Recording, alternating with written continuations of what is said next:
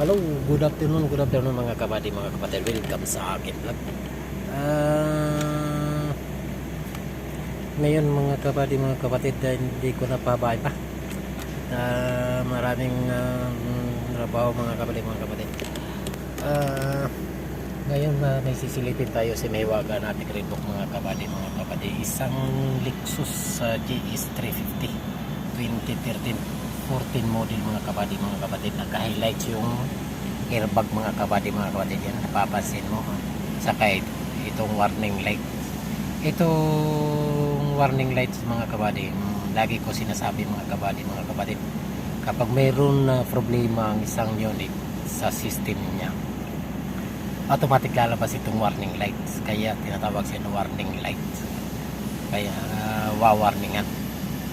Nagwawarning, okay? So pangalawa, yung easy kasi being modified daw ito sa ibang workshop. So dinala dito at ipabalik sa original.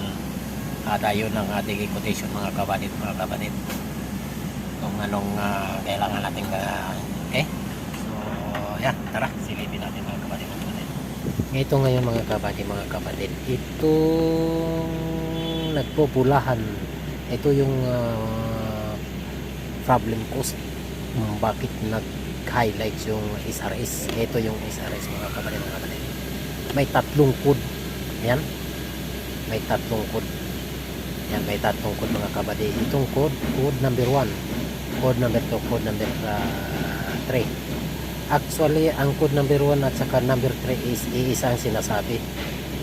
Ang number 2, so ibig sabihin nito yung tatlo, dalawa yung parts nito. So yan. At saka yung AC ito, ang dami mga kabady, mga 11.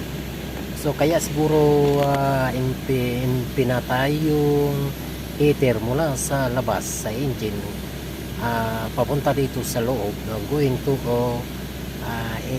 inside to evaporate to may heater core ito kasi siya. Kaya pag gustong i-heater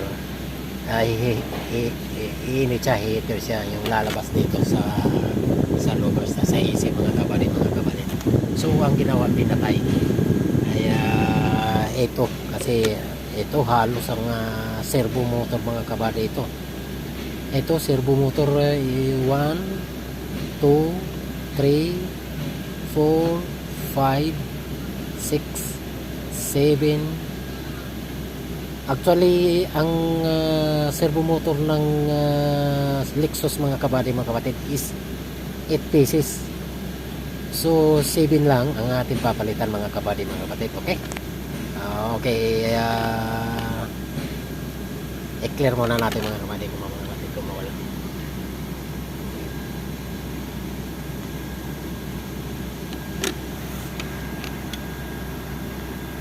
Okay, yun lang mga kabady, mga kapatid.